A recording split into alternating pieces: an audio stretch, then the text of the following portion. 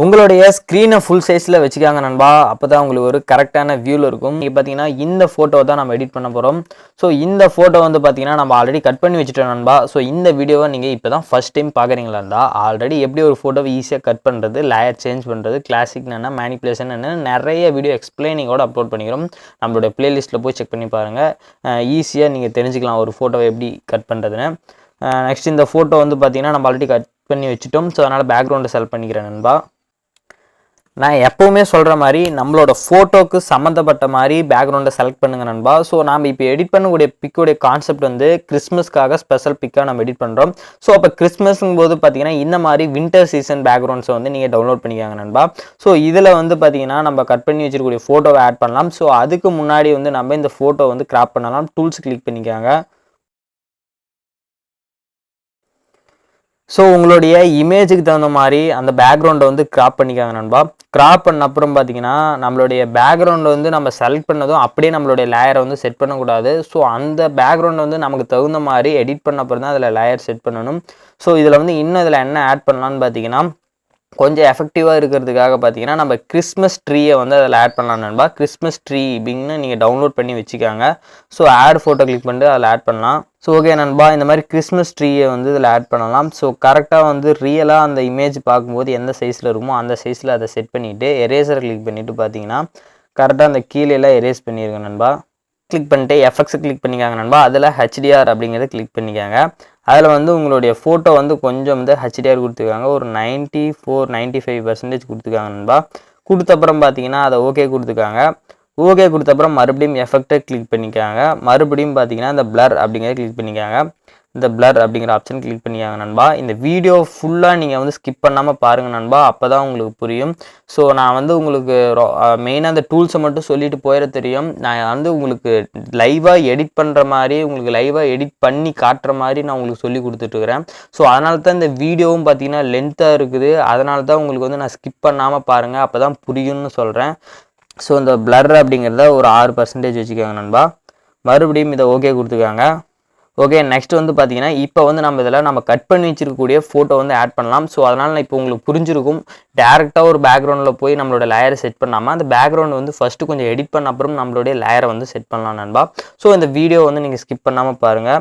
Add photo click பண்ண அப்புறம் add photo click பண்ணிட்டு நம்ம கட் பண்ணி வச்சிருக்கக்கூடிய ஃபோட்டோ வந்து இதில் ஆட் பண்ணிக்கலாம் நண்பா. இப்போ தான் இந்த வீடியோ ஃபஸ்ட் டைம் பார்க்குறீங்களா இருந்தால் ஆல்ரெடி ஒரு ஃபோட்டோ எப்படி ஈஸியாக கட் பண்ணுறது அப்படிங்கிற ஒரு வீடியோ நிறையா அப்லோட் பண்ணிக்கிறோம். ஸோ கண்டிப்பாக பாருங்கள். ஸோ இமேஜ் வந்து உங்களுக்கு கரெக்டான ஒரு சைஸில் வந்து செட் பண்ணிக்காங்க. ஓகே நண்பா, இப்போ பார்த்தீங்கன்னா நம்ம பேக்ரவுண்டை வந்து செட் பண்ணோம். அதாவது நெக்ஸ்ட் வந்து நம்மளோட லேயரை வந்து அதில் ஆட் பண்ணோம். நெக்ஸ்ட்டு இப்போ பார்த்தீங்கன்னா நம்மளுடைய எஃபெக்டெல்லாம் அதில் கொடுக்கறதுக்கு முன்னால் சில மெட்டீரியல்ஸ்லாம் அதில் ஆட் பண்ணலாம். ஸோ வந்து இப்போ பார்த்தீங்கன்னா என்ன பண்ணலான்னு பார்த்தீங்கன்னா அந்த கிஃப்ட், அதாவது கிறிஸ்மஸ் அப்படிங்கிறதுனாலே வந்து கொஞ்சம் கிஃப்டெல்லாம் கொடுத்து அதில் மெட்டீரியல்ஸ் ஆட் பண்ணலாம். ஸோ அதனால் கிஃப்ட் மெட்டீரியல்ஸ் வந்து அது பிங் ஃபார்மேட்டில் பிஎன்ஜி ஃபார்மேட்டில் டவுன்லோட் பண்ணி வச்சுக்கோங்க நண்பா. அதில் வந்து நம்ம பிங் ஃபார்மேட் வந்து ஆட் பண்ணலாம். ஸோ ஆட் ஃபோட்டோ கிளிக் பண்ணிவிட்டு ஸோ இந்த கிஃப்டெல்லாம் பார்த்தீங்கன்னா இந்த பிஎன்ஜி ஃபார்மேட்டில் இருக்கக்கூடிய கிஃப்டெல்லாம் வந்து இதில் ஆட் பண்ணலாம் நண்பா.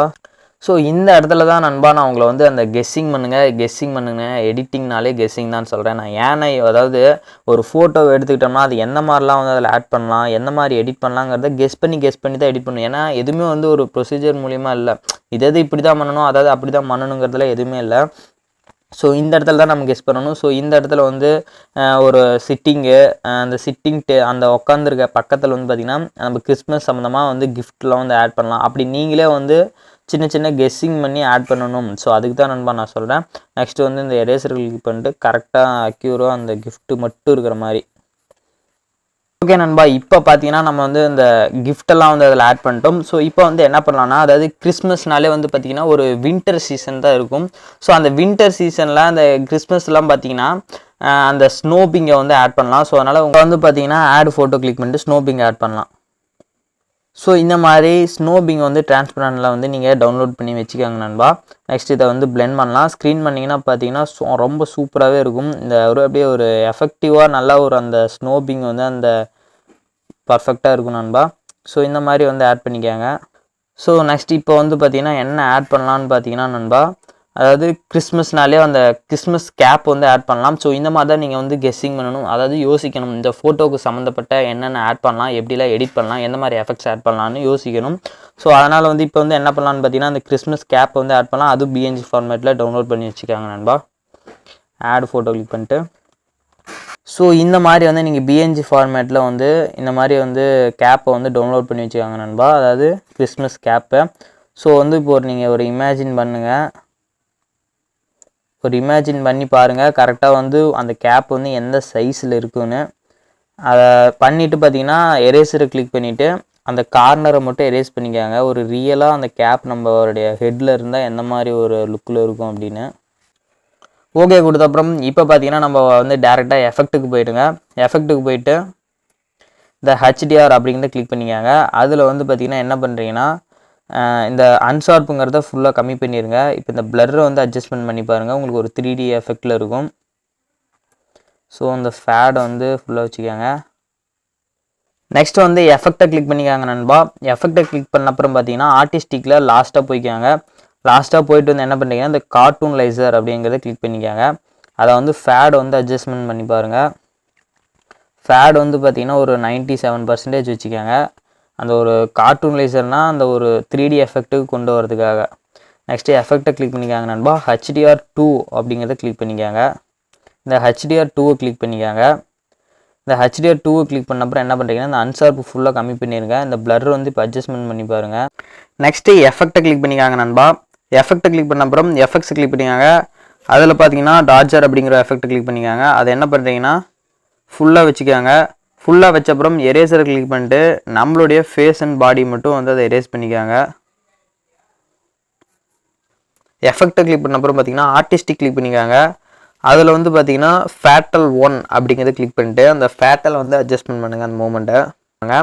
நெக்ஸ்ட்டு பார்த்தீங்கன்னா இப்போ டேரெக்டாக அந்த சிட் பண்ணிக்கிற மாதிரி வச்சுருந்தா நல்லா இருக்காது. ஸோ அதனால் இப்போ வந்து அதில் நம்ம அந்த கிஃப்ட் பிங்கே வந்து ஒன்ஸ் வந்து அதில் ஆட் பண்ணிக்காங்க. ஆட் ஃபோட்டோ கிளிக் பண்ணிட்டு அதை கிளிக் பண்ண அப்புறம் பார்த்தீங்கன்னா இப்போ நீங்கள் என்ன பண்ணுறீங்கன்னா அதாவது ஒரு மோஷன் பிளர் எஃபெக்ட்டுக்கு கொண்டு வரணும். ஸோ டேரெக்டாக வந்து இந்த மாதிரி அதில் ஆட் பண்ணிக்காங்க. அது வந்து கரெக்டாக அந்த கார்னர் வந்து மறைக்கிற மாதிரி வச்சுக்காங்க. ஸோ இந்த மாதிரி வச்சுட்டு என்ன பண்ணுறீங்கன்னா எஃபெக்டை கிளிக் பண்ணிக்காங்க. எஃபெக்டை கிளிக் பண்ண அப்புறம் பார்த்தீங்கன்னா அதில் பிளர் அப்படிக்கு போயிட்டு அந்த பிளருங்கிற ஆப்ஷன் கிளிக் பண்ணிட்டு அந்த எஃபெக்டில் என்ன பண்ணுறீங்கன்னா ஒரு சும்மா ஒரு 2% வச்சுக்காங்க. 2-3% வச்சுக்காங்க. ஓகே கொடுத்துக்காங்க. இப்போ பார்த்தீங்கன்னா உங்களுக்கு அந்த கிஃப்ட் வந்து அந்த இடத்துல நிறைய கொட்டி இருக்கிற மாதிரி அப்படியே உங்களுக்கு ஒரு எஃபெக்டில் இருக்கும். ஸோ இப்போ என்ன பண்ணுறீங்கன்னா ஓகே கொடுத்துக்காங்க நண்பா. நெக்ஸ்ட் வந்து என்ன பண்ணுறீங்கன்னா எஃபெக்டை கிளிக் பண்ணிக்காங்க.